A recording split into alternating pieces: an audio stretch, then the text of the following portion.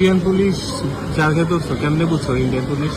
ওরে ধরছে, ওর নাম ছিল ইউসুফ। আমার এতটুকু খেয়াল আছে, মানে যেটাকে নিয়ে গেছে তারা আত্মার অবস্থায়, ওর নাম ছিল ইউসুফ। ওরে বাংলা বললে বাংলায় বলতে পারে না, নামও বলতে পারে না। কিচ্ছু বলতে পারে না।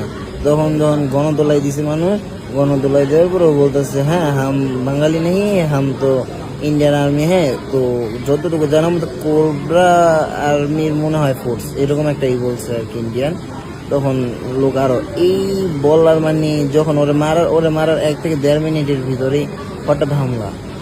তোমাদের সবাই মেরে ফেলছে গুলি করে। হ্যাঁ, আমি যে হসপিটালে ছিলাম ওই হসপিটালে আমরা মানে আমার সাথে একসাথে 32 জন ঢুকাইছি। 32 জনের ভিতরে 30 জন ডেড। এটা আব্দুল্লাহ হসপিটাল কাজলাতে, আপনি খোঁজ নিলে এখনো পাইবেন। ওই ইন্ডিয়ান আর্মির একটা বড় ফোর্স ছিল যাত্রাবাড়িতে, হ্যাঁ হ্যাঁ। সেই তো জন্য এই কাজ করছে। আপনার মানে আমাদের শহীদি ভাই একসাথে 32 জন ঢুকাইছে।